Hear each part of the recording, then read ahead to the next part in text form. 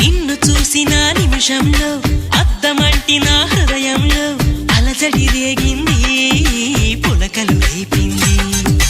ఎంత చెప్పినా వినకుండా ఏరులాగా నా మనసంతా గలగల పారింది.